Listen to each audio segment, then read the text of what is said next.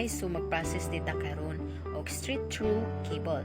So the purpose of straight through cables will be used to connect different types of hosts to each other. This means that whenever you are connecting a computer to a router to a switch, and so on, you will have to use the straight through cable for the host to communicate with each other. So muna itong tools nga magamit sa atua on process. Ang RJ45, ang kinunhan gyud kay ang atong UTP cable. And then also gunting or kay gunting kaning cutter o crimping tool nga magamit nato gid siya. And then apa da ay cable tester or LAN tester.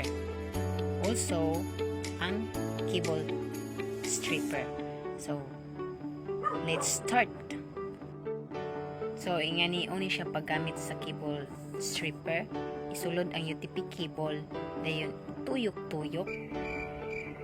Charis. Cut na dayon ang cable jacket. Yan na ra siya ka-simple. Kung wala ka cable stripper, pwede ka magamit o kanang long nose pliers katong hait niya or maybe gunting or ang kanang cutter. Pero mag-careful ta para dili na to maputol ang ato ang cable cord or masamad ang cable cord. Kung mahitabo na siya, naa na dayon ang loss of connection or gitawag og attenuation. So sa inyong nakita dira guys, so ako din ang gi-arrange according sa straight through color coding. So una day nga color mao ang white orange, orange, white green, blue, white blue, green, white brown, and brown. So i-straight din ako siya gamit ang crimping tool para isulod na dayon siya sa RJ45 connector nato. So as you can see, after ana i-crimp na dayon siya para malak dayon ang cable core dito sa RJ45 connector. So mo na din ni result sa atong gama guys. So sa pikas na sad ka connect, so don't mind the background guys kay each of them has own business yun.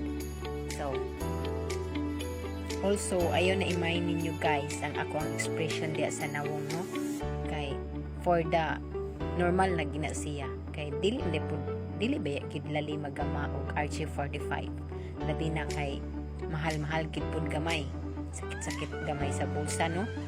So mo nang ginatarong ginanako og gama para dili mabakjab ang akong gibuhat. So gihinahinay gina ko na siya sulod ng ako ang RJ45 no sa crimping tool para dili ma-disalign ang ako ang pag-straight. Sakto ang akong pag-crimp. So mo na ni siya resulta guys. So ato kaning i-test karon sa cable tester or LAN tester para makita nato ug sakto ba ug mag-function ba ni atong gibuhat nga straight through cable. So mao day ni ang result sa ato ang pag-test. So as you can see, nanigat tanan ang numbers. So effective ug okay ato ang paggama.